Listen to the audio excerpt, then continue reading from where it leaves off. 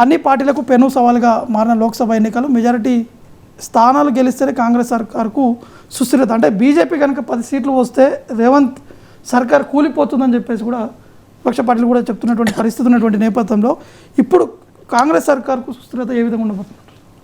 అంటే బీజేపీకి 10 సీట్లు రావడానికి రాష్ట్రంలో కాంగ్రెస్ ప్రభుత్వ మనుగడకు ఏంటి సంబంధం, అది క్వశ్చన్. సో ఇది మనకు గతంలో అనుభవాలే తీసుకుందాం. 5 ఏళ్ళు వెనక్కిపోతే 2018లో జరిగిన అసెంబ్లీ ఎన్నికల్లో రాజస్థాన్, మధ్యప్రదేశ్, ఛత్తీస్గఢ్, కర్ణాటక ఈ 4 రాష్ట్రాల్లో బీజేపీ అధికారం కోల్పోయింది.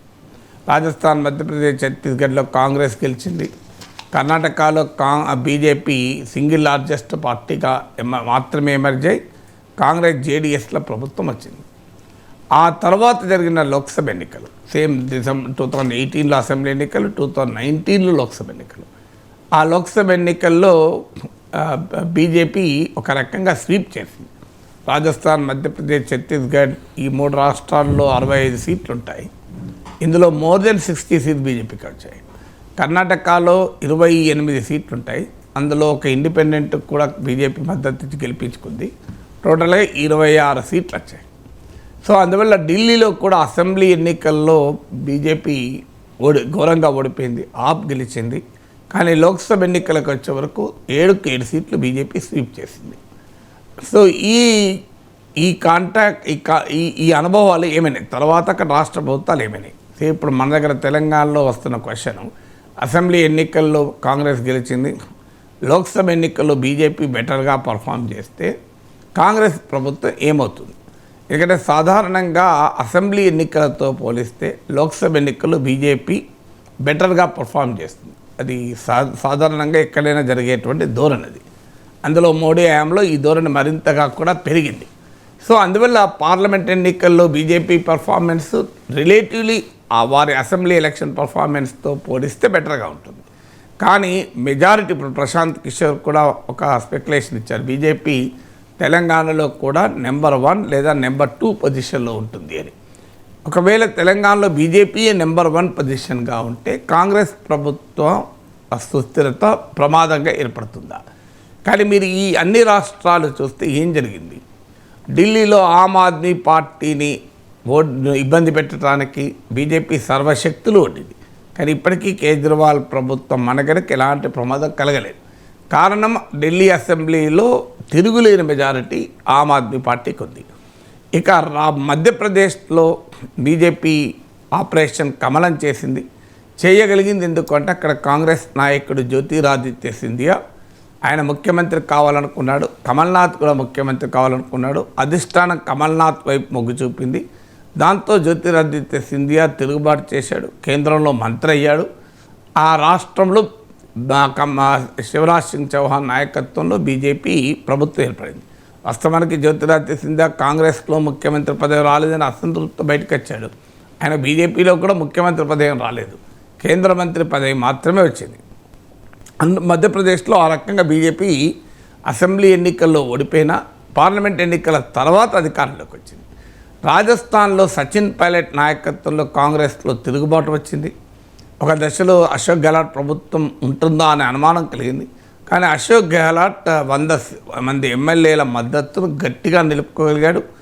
పార్లమెంట్ ఎన్నికల తర్వాత బీజేపీ ఆపరేషన్ పరోక్షంగా జరిగినా అక్కడ కాంగ్రెస్ ప్రభుత్వం ఏమీ కూలిపోలేదు.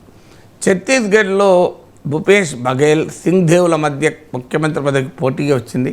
భూపేష్ బఘేల్ సీఎం అయ్యాడు. సింగ్దేవ్ మధ్యలో అసంతృప్తి చెందిన ఆయన డిప్యూటీ ముఖ్యమంత్రి పదవితోనే ఆయన సరిపుచ్చుకున్నాడు. కానీ అక్కడ ఆయన ఏం తిరుగుబాటు చేయలేదు.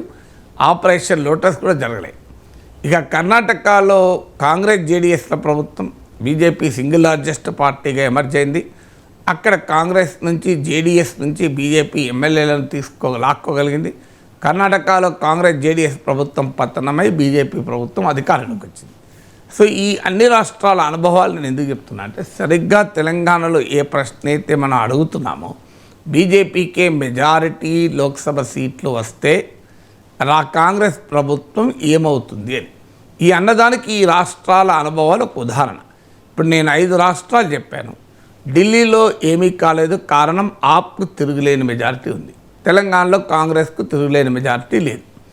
ఇక రాజస్థాన్లో సచిన్ పైలట్ లాగా, మధ్యప్రదేశ్లో జ్యోతిరాదిత్య సింధియా లాగా, కాంగ్రెస్లో తెలంగాణ కాంగ్రెస్లో ఎవరో ఒక నాయకుడు బయటపడే అవకాశాన్ని ఎవరము కొట్టిపారేయలేము. ఎందుకంటే అది అక్కడ జరిగింది, ఇక్కడ కూడా జరిగే అవకాశం. అందుకే శివసేనలో ఏక్నాథ్ షిందే లేచినట్లు కాంగ్రెస్లో ఏక్నాథ్ షిందే లేస్తారని చర్చ రావడానికి కారణం అది. ఇక కానీ ఒక తేడా, మౌలికమైన తేడా, మీకు ఛత్తీస్గఢ్లో కాంగ్రెస్ పార్టీ స్పష్టమైన మెజారిటీ ఉంది. అక్కడ కాంగ్రెస్లో ఆ స్థాయిలో ముసలం పుట్టలేదు, అక్కడ ప్రభుత్వం ఏమీ కాలేదు.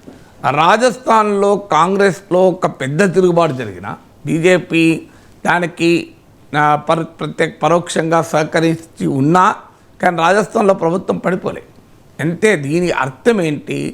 ఎస్, ఒక కామనాలిటీ ఉంది రాజస్థాన్ మధ్యప్రదేశ్కు తెలంగాణకి. ఏంటి కామనాలిటీ అంటే ఆ రెండు రాష్ట్రాల్లో కూడా కాంగ్రెస్కు కంఫర్టబుల్ మెజారిటీ లేదు.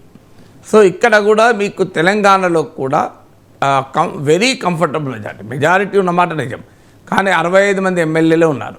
వెరీ కంఫర్టబుల్ మెజారిటీ లేదు కనుక ఇక్కడ కనుక ఒక జ్యోతిరాదిత్య సింధియానో, ఒక సచిన్ పైలటో, ఒక ఏక్నాథ్ షిందేలో కనుక ఎమర్జ్ అయితే కాంగ్రెస్ ప్రభుత్వం మనుగడ ప్రశ్నార్థకం అవుతుంది అన్నది అనుమానం. కానీ ఒక మౌలికమైన తేడా ఆ రాష్ట్రాలకు తెలంగాణలో ఉన్న రాజకీయ పరిస్థితికి ఉంది. ఆ తేడా ఏంటంటే, మీరు మధ్యప్రదేశ్లో బీజేపీ అధికారంలోకి రాగలిగింది, కాంగ్రెస్ ప్రభుత్వం పతనమైంది. కారణం అక్కడ బీజేపీ ప్రధాన ప్రతిపక్షంగా అంటే అది కొద్దిమంది ఎమ్మెల్యేలు ఫిరాయిస్తే అధికారం వచ్చే స్థితిలో బీజేపీ ఉంది. ఆ బీజేపీ ఆ స్థితిలో లేని ఢిల్లీలో ఏమీ చేయలేకపోయింది. అంటే రెండు కండిషన్స్ ఈ 4 రాష్ట్రాల అనుభవాలు. కర్ణాటకలో కూడా మీకు బీజేపీకి 160 డజన్ సీట్లు వస్తే అధికారం వచ్చే పరిస్థితిలో ఉంది.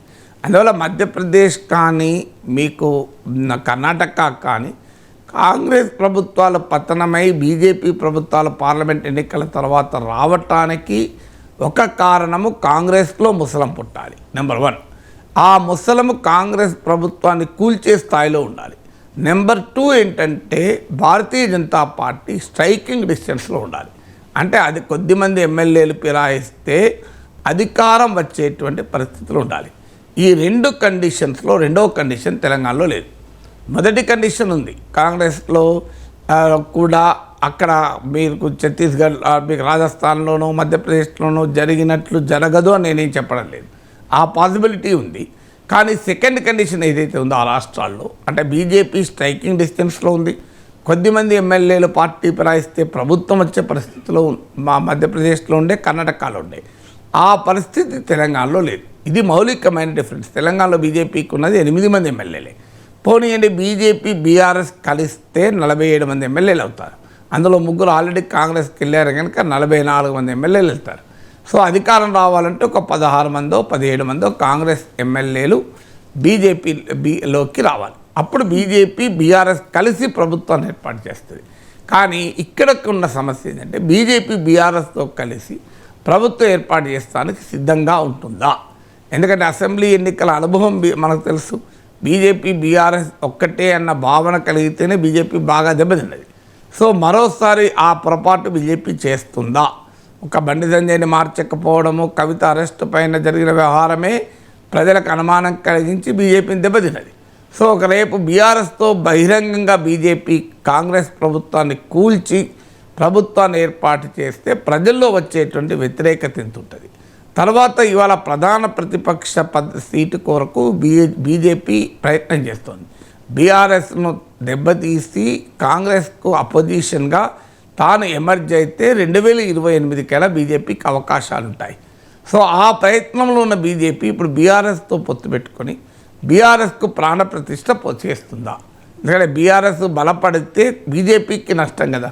ఎందుకంటే బీజేపీ అపోజిషన్ స్పేస్ను క్యాప్చర్ చేయదలుచుకుంది కదా. అందువల్ల దెబ్బతింటున్న బీఆర్ఎస్కు ప్రాణం పోసే పని బీజేపీ చేస్తుందా? ఎందుకంటే కాంగ్రెస్ ప్రభుత్వాన్ని కూల్చి తక్షణం రాజకీయ ప్రయోజనం బీజేపీకి ఏముండదు. ఏమైనా రాజకీయ ప్రయోజనం ఉంటే బీఆర్ఎస్కి ఉంటుంది. ఎందుకంటే బీఆర్ఎస్ దెబ్బతింటున్న బీఆర్ఎస్ నిలబడుతుంది, బీఆర్ఎస్ నుంచి ఫిరాయింపులు ఉండవు. సో అందువల్ల బీజేపీ యొక్క దీర్ఘకాల రాజకీయ వ్యూహంలో ఆలోచిస్తే ఇప్పుడు కాంగ్రెస్ ప్రభుత్వాన్ని బీఆర్ఎస్తో కలిసి కూల్చడం అనేది సెల్ఫ్ సూసైడ్ అవుతుంది. బీఆర్ఎస్తో కలవకుండా కూల్చే అవకాశం లేదు. ఎందుకంటే బీజేపీకి 8 మంది ఎమ్మెల్యేలు మాత్రమే ఉన్నారు. సో అందువల్ల లేదు, ఇంకొక ఆప్షన్ ఏమవుతుంది అంటే కాంగ్రెస్ ప్రభుత్వం తనంత తాను కూలిపోతే ఎన్నికలకు పోవడం. ఆ పని కూడా బీజేపీ చేస్తున్నా. ఎందుకంటే పార్లమెంట్ ఎన్నికల్లో సీట్లు ఓట్లు వచ్చినంత మాత్రాన అసెంబ్లీ ఎన్నికల్లో రావాలని లేదనేది బీజేపీ అనుభవాలే చెప్తున్నాయి. అందువల్ల అంత తొందరపడి బీజేపీ సెల్ఫ్ సూసైడల్ స్టెప్ తీసుకుంటుందా అనేది ఒక అనుమానం. ఎందుకంటే ఆ రకమైన స్టెప్ తీసుకుంటే అది బీజేపీకే నష్టంగా పరిణమించే అవకాశం ఉంటుంది. ఎందుకంటే ఇవాళ బీఆర్ఎస్కు ప్రాణం పోస్తే జరిగే నష్టం బీజేపీకి. అందువల్ల బీజేపీ ఒక కాస్తంత రాజకీయ వ్యూహాత్మకతను ప్రదర్శించినా కూడా కాంగ్రెస్ ప్రభుత్వాన్ని కూల్చకపోవడం వల్లనే బీజేపీకి ఎక్కువ లాభం. కానీ ఆ తొందరపాటు పడి బీఆర్ఎస్తో కలిసి కాంగ్రెస్ ప్రభుత్వాన్ని కూల్చే పని చేస్తుందా? ఇంకొకటి, ఈలోగా ఇప్పుడు కాంగ్రెస్కి 65 మంది ఎమ్మెల్యేలు, 64 మంది కాంగ్రెస్ గెలిచారు, ఒకరు సిపి ఎమ్మెల్యే గెలిచారు. 65 బలం ఉంది అసెంబ్లీలో.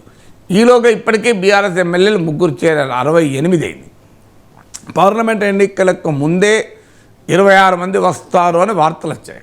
అయితే ఇప్పటి వరకు ఆ ట్రెండ్ ఇంకా కనబడతలేదు. కారణం ఏంటంటే బహుశా బీఆర్ఎస్ ఎమ్మెల్యేలు కూడా ఆలోచిస్తున్నట్లున్నారు, రేపు పార్లమెంట్ ఎన్నికల తర్వాత కాంగ్రెస్ పార్టీ ప్రభుత్వం ఉంటుందా అని. ఎందుకంటే ఈ ప్రచారము ప్రజల్లో పెద్ద ప్రభావం చూపకపోయినా రాజకీయ నాయకుల్లో ప్రభావం చూపుతుంది. ఎందుకంటే రాజకీయ నాయకుల్లో ఒక అనుమానం మొదలైంది. ఇప్పుడు నన్నే చాలామంది అడుగుతున్నారు, సార్ పార్లమెంట్ ఎన్నికల తర్వాత ఏమవుతుంది సార్, కాంగ్రెస్ గవర్నమెంట్ ఉంటుందా, మేము కాంగ్రెస్లోకి పోవాలా బీజేపీలోకి పోవాలా అని తేల్చుకోలేకపోతున్నారు సార్ అని. సో అందువల్ల బీఆర్ఎస్ ఎమ్మెల్యేలు వెయిట్ అండ్ వాచ్లో ఉన్నారు. అందువల్ల కాంగ్రెస్ వైపు పొలో అనుకుంటూ రావడం కన్నా బీజేపీలోకి వెళితే తమకు రాజకీయ భవిష్యత్తు ఉంటుందా, ఎందుకంటే బీజేపీలో ఖాళీలు ఎక్కువ ఉన్నాయి, కాంగ్రెస్లో ఖాళీలు లేవు. సో బీజేపీలో అవకాశాలు ఎక్కువ ఉంటాయా అనే ఆలోచనలో ఉన్నారు. అసలు ఈ కాంగ్రెస్ ప్రభుత్వం ఉంటుందా, బీజేపీ కాంగ్రెస్ ప్రభుత్వాన్ని కూలుస్తుందా? సో ఇలాంటి ఆలోచనలు ఉండడం వల్ల బీఆర్ఎస్ ఎమ్మెల్యేల భారీ నిష్క్రమణ ఆగినట్టుగా కనబడుతుంది. లేకపోతే దానం నాగేందర్ను, కడియం శ్రీహరి, వెంకట్రావు ఈ 3 ఎమ్మెల్యేలను చేర్చుకునే దానికన్నా 26 మంది అయ్యాక ఒకటేసారి చేర్చుకునేవాళ్ళు. ఆ వాతావరణం ఇమీడియట్గా కనబడతలేదు. మరి తెలియదు మనకు, ఎన్నికలు దగ్గర పడుతున్న కొద్ది ఏమవుతుంది అని.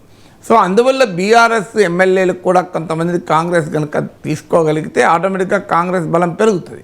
సో ఆ వాతావరణం అవుతుంది. 26 మంది రాకపోయినా చాలామంది వచ్చేటువంటి అవకాశం ఉంది. అయితే పార్లమెంట్ ఎన్నికల్లో కనుక కాంగ్రెస్ చతికిల పడితే ఈ ప్రమాదం ఉంటుంది. అంత సులభంగా చతికిల పడడం కనబడలేదు. అందువల్ల ఇప్పటికిప్పుడు ఆటోమేటిక్గా బీజేపీకి 10 సీట్లు వస్తే, 12 సీట్లు వస్తే కాంగ్రెస్ ప్రభుత్వం ఆటోమేటిక్గా కూలిపోతుందన్న వాతావరణం అయితే లేదు. బట్ రాజకీయాల్లో బీజేపీ ఏ పనైనా చేయగలుగుతుంది. తనకు మెజారిటీ లేని చోట మెజారిటీలను తెచ్చుకోవడంలో బీజేపీ సిద్ధాస్తులు. అందువల్ల ఈ అనుమానాలు కలగడానికి కారణం అది, not because of anything. BJP వ్యూహాత్మకంగా చాలా రాష్ట్రాల్లో చేస్తున్న దాన్ని బట్టి ఈ అనుమానాలు కలిగించేటువంటి ప్రయత్నం చేస్తున్నారు.